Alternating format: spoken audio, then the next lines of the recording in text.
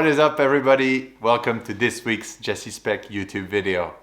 We're back on the MR2. We're gonna head to the track, but before that, we have to prep the car in order to be able to have some fun at the racetrack. So this little video is gonna be about what I did to prepare the car to go to the racetrack, a few little extra modifications I felt like I had to do before going to the racetrack for the first time and doing the first shakedown of the car.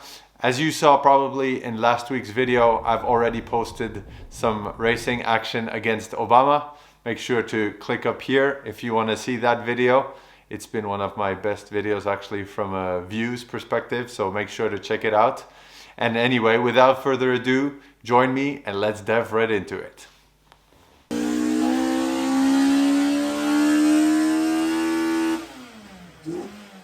All right, welcome to the warehouse. Today's video, I want to try new tires out because I'll be going on the racetrack next week and I'll be testing the new Yokohama, or I should say, for me at least, new Yokohama A052s. They look like this. It's this profile, probably you've seen them before.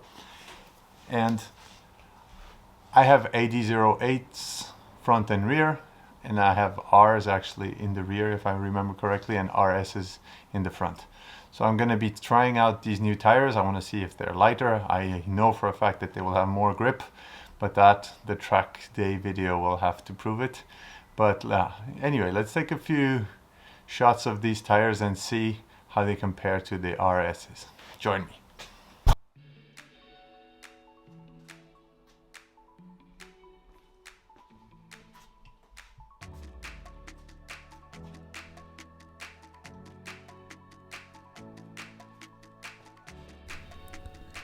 So as you can see here, I'm going to be using two different sizes for the front and the rear. I'll still be running 15-inch in the front and 16s in the rear.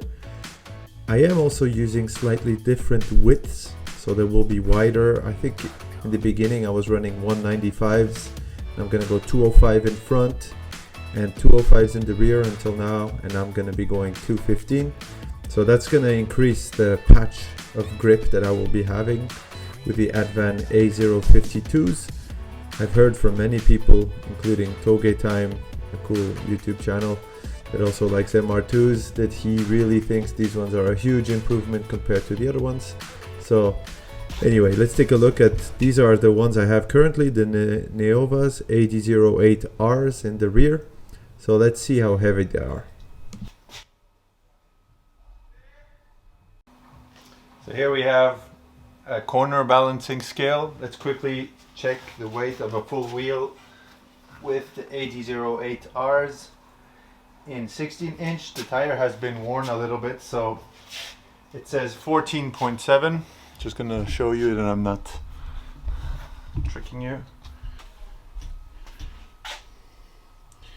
We're on the red scale here, so this is at 14.5 kilos for a full 16-inch for a full 16-inch wheel. So I've just put my front wheel as well on the scale, so it's the 15-inch one. Let's see how heavy it is. 13 kilos. We're at 13. Pretty good. So 1.5 kilos difference with the rear. Alright, let's check the weight of the Advan A052 tire in 15-inch that I've chosen. I've chosen 205s for the front. Let's take a look. So we have a weight of 8.5 kilos just for the tire, as you can see here on the red scale here. Okay, let's do the same thing for my rear tires. So 225/45 R16s. Let's put them on the scales and see how heavy they are. Here, 225s. Here we see we have exactly 9 kilos. Interesting. Okay, so now let's remove the old tires. So in the front AD08RSs and in the rear AD08Rs. And we're gonna remove the tire, so always you know, the tires are usually like stuck to the rim, so I like to unstick them with the machine and remove the tire as so. Make sure not to make any scratches on these beautiful rims. Soap up the tire with the new one, put it on, and I like to use this third arm that helps to put the wheel easier on the thing. So now, inflating the tire, put the valve in, check the tire pressure, and then we're good to go.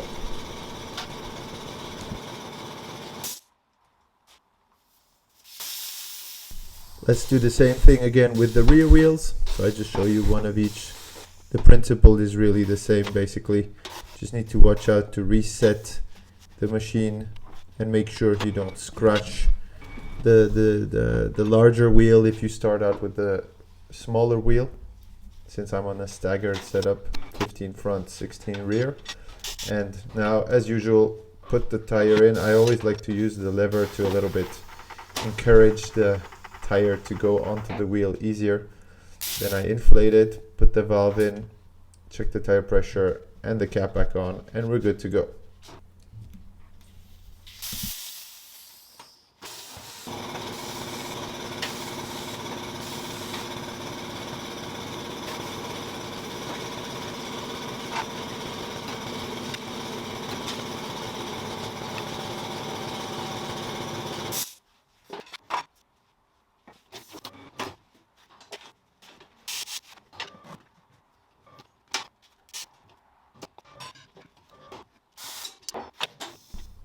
Oops, here you can see it didn't go as well as planned, so I had to start over, try again. And I think here the trick is mainly when you put tires on, to make sure that when you squash the tire onto the rim, make sure that it goes behind the hump, so it actually relieves stress when you put the tire on the rim. Otherwise you might actually damage the wheel or the tire. Okay, so I put the 16-inch wheel onto the scales with the tire balanced and everything. What do we get as a score? 14.5. Same as before, whereas this time we're in 225s of width instead of 215s. So I increased the width, but I kept the same weight. And I increased also the grip patch because obviously the wheel is much wider now, so the tire is wider, so I will be increasing the patch where I'll be sitting on the road, which is really good for grip as well with the increase of power. Let's do the 15-inch wheel now.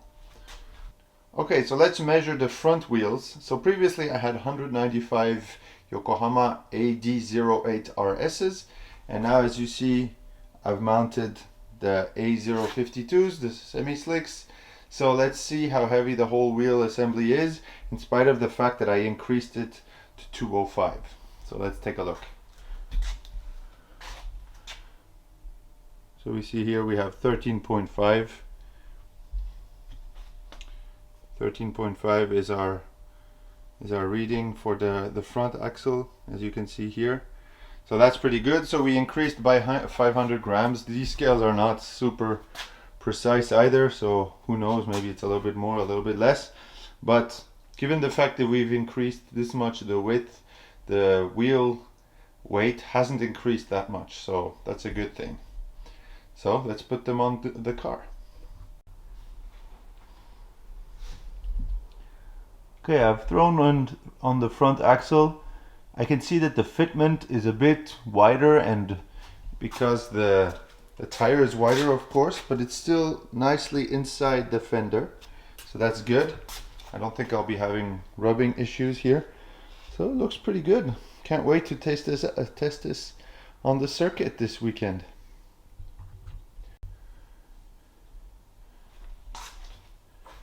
The rear, I'm still in the process of dynoing the car, so that's why the wheels are not on in the back yet. But as soon as I get that done, I'll make a little recording of how it looks like with everything on it. So here a quick comparison shot. So you see here the Yokohama A052 tires on the rims, and on the right you see the AD08 Rs and RSs, just to give you a small comparison. Let's look at the engine now.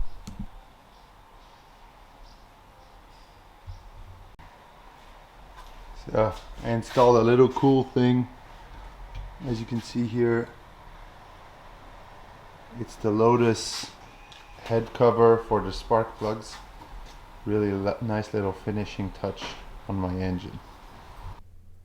Very sorry, my microphone was acting very weird, so I'm doing a voiceover of this footage. But basically, I have this current steering wheel set up, and with the quick release and everything, it has a good size. It's small, but I will be getting a new steering wheel. I want to change it. So first, let's remove the screws here. I'll be putting these red ones that you can see right here from NRG as well.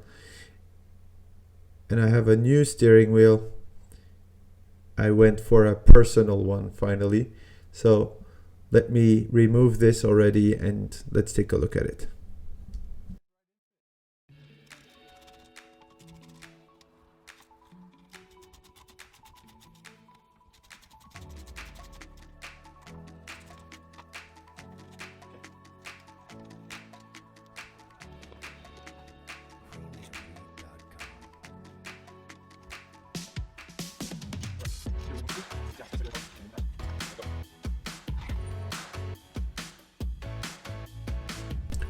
Okay, so I have this spacer here that I was using because, as you can see in the camera, my white legs go really close to the steering column.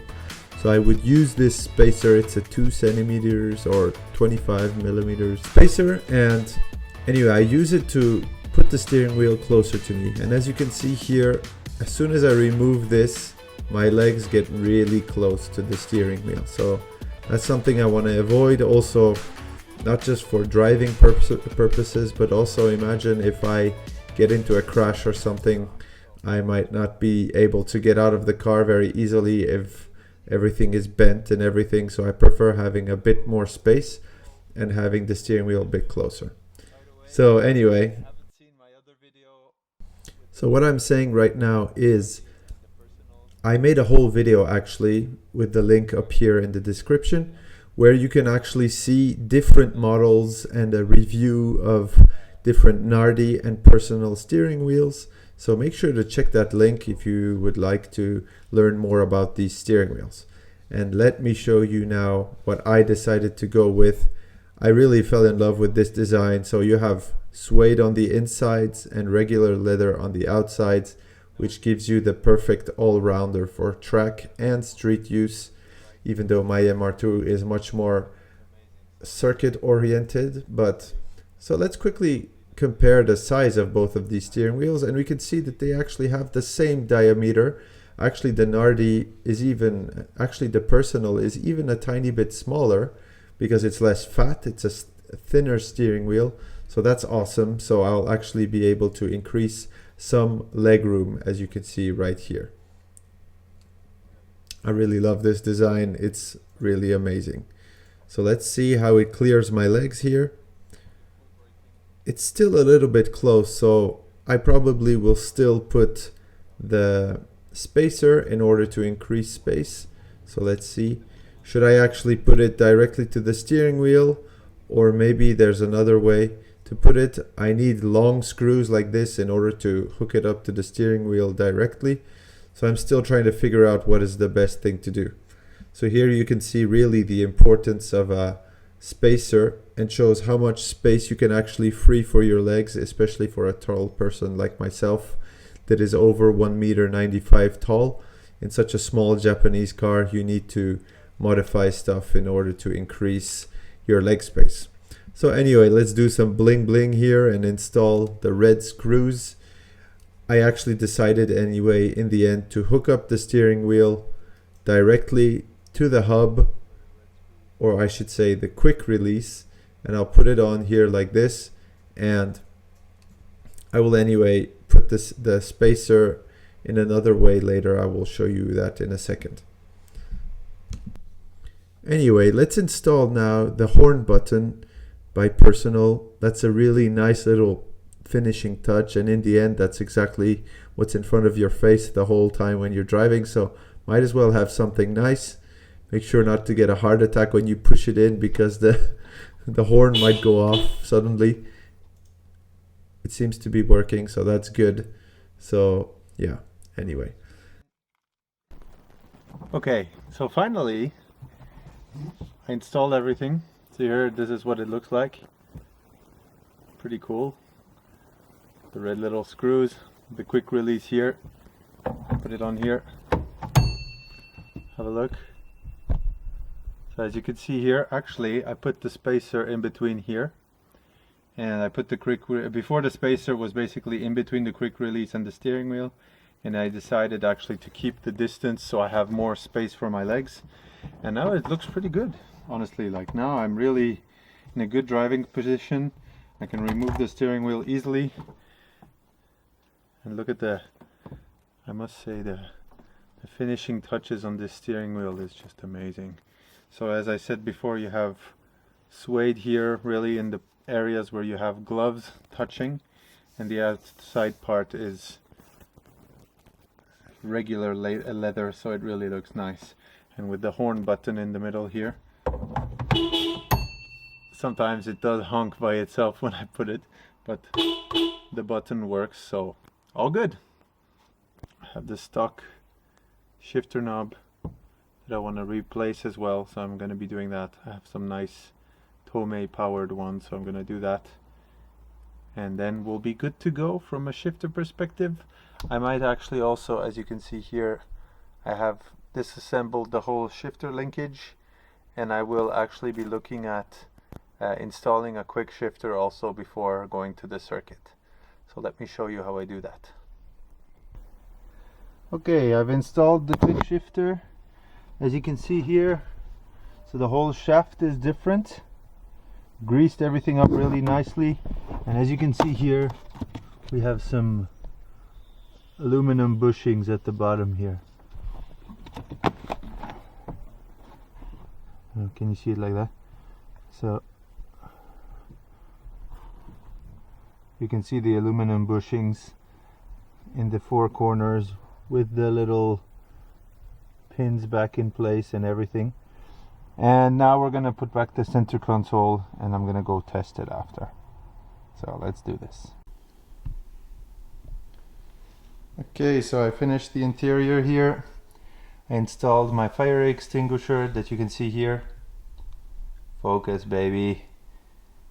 Fire extinguisher, and in the back you can see I also solidly mounted my ECU so it doesn't move around too much. Then I have here in front, I made a power FC bracket as well for the controller, and I installed my Tomei shift knob with a quick shifter and the solid bushings. So we're ready to race. The interior is ready to go.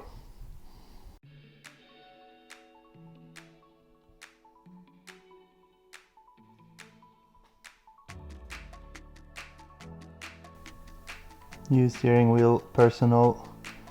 The gauges, you've already seen them. And the interior looks like this. The Brid Zeta3XL and HPI harnesses. I'd say the interior is ready and ready to go to the circuit for some race action.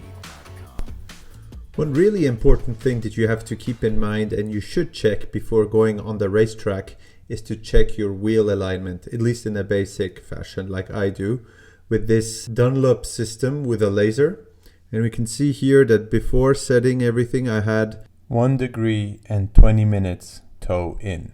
This is a little bit confusing, but this machine is made to be used on the front axle. So if I wanted to use it on the back, I would have to put it in the other direction. Which actually means that if we have 1 degree toe out, this actually means that it's 1 degree toe in. All right, I've decided to go on a pretty neutral setup, so I'll be using roughly 0 toe in, so neutral in the back, and the front I'll be checking, but it already was on point, so we should be okay. But this one, yeah, the rear was really off since the swap, since I had to remove all the arms and everything. So I'm gonna put toe 0 degrees and make sure I have even camber on both sides. Anyway, let's do this. Alright, so I've completed the wheel alignment, and let's not forget that we're reading in the opposite direction here. So 20 minutes toe out, which in reality is 20 minutes toe in, is actually what I wanted to do, because I did some research and it seems like these cars like a tiny bit of toe in the back to give extra rear axle stability. So now, after moving the eccentric bolts on the arms, I actually managed to correct that, and I managed to get exactly what I want on the rear axle. The front, my specifications are 0 degrees toe in, and I had 2.5 degrees camber in the front, and in the rear roughly the same as well. So that's my setup for this track day.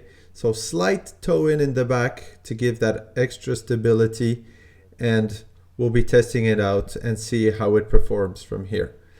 The car is ready. I've done some dynoing, and oh, what do we have here? Exhaust gasket died during the dyno session. So let's replace that, and that's the last thing I'm going to be doing on the car before loading it on the trailer and going to the racetrack.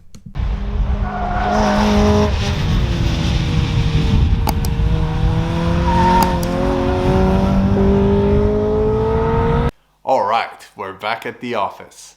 So now things are getting interesting. The car is on the trailer. Everything's ready.